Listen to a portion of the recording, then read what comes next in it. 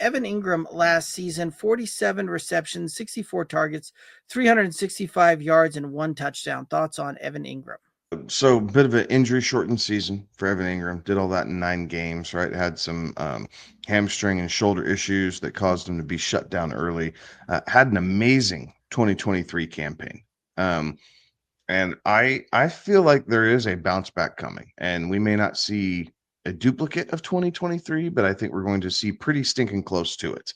Um, the Denver Broncos organization has had a lot of positive things to say about Evan Ingram. Ingram and Bo Nix have seemingly gotten along from the very get go, and Evan Ingram has gone out of his way when the media is talking to him about complimenting and praising the young quarterback there in Denver.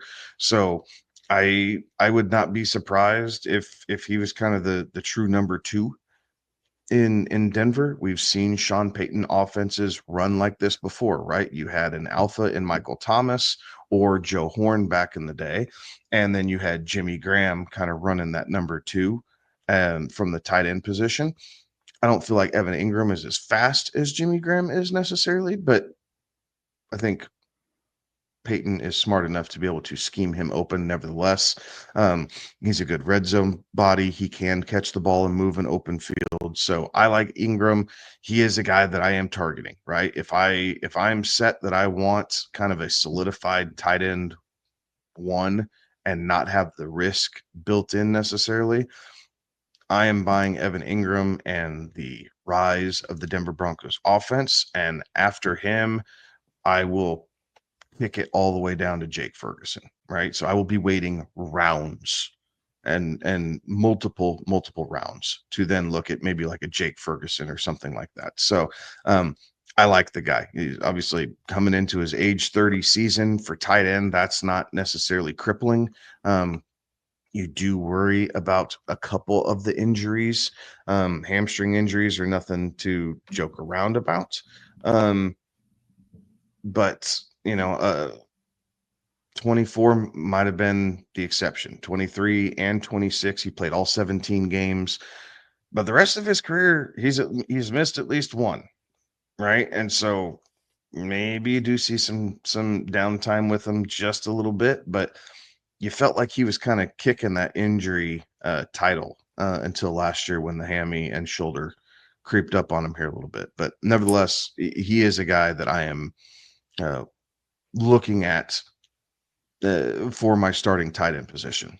I agree with you, Kevin. I agree that he will be an asset, I think, in this Denver offense, and it'll be interesting to see how Sean Payton utilizes him. As we've seen, Sean Payton can make a tight end do crazy things.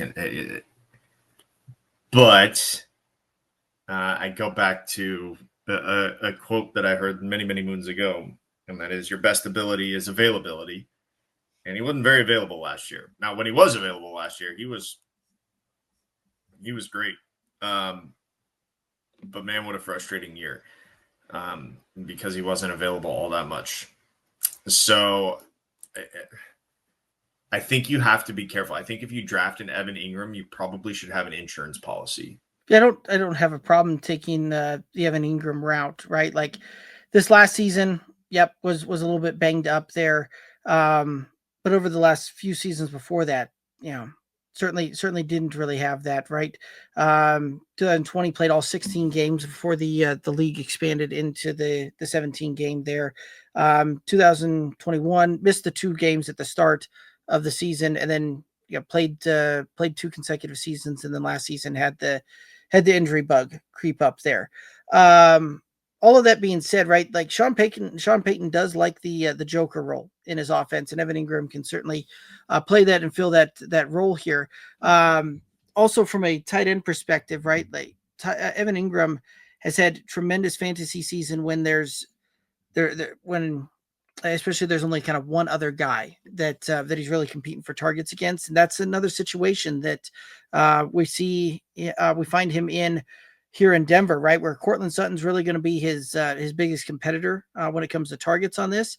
And I think both of those guys could end up having outstanding seasons. Wouldn't surprise me if we look up at the end of the season and see Evan Ingram actually finish with the most targets on this team. And if that, and if we do see something like that transpire, that's going to lead to an absolutely fantastic fantasy season. Something to the extent like we've seen in years past, where we see a top 5 type of finish.